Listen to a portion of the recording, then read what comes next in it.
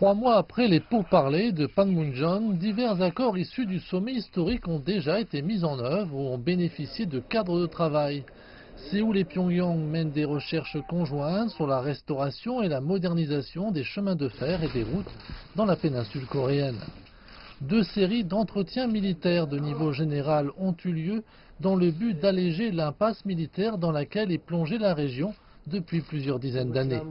Le Nord et le Sud ont trouvé un terrain d'entente sur le désarmement de la zone contrôlée conjointement à Panmunjom.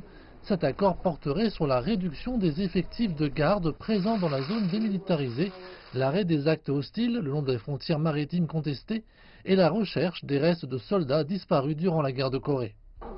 Les 2 parties se sont préparées à des réunions familiales, dont la dernière a eu lieu en 2015.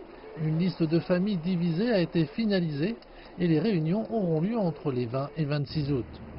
Selon Séoul, un bureau de liaison intercoréen devrait ouvrir dans la ville de Kaesong dès la mi-août. Au cours des derniers mois, Séoul a dépêché des équipes à Kumgangsan et à Kaesong dans l'objectif d'inspecter et réparer les installations abandonnées pendant plusieurs années.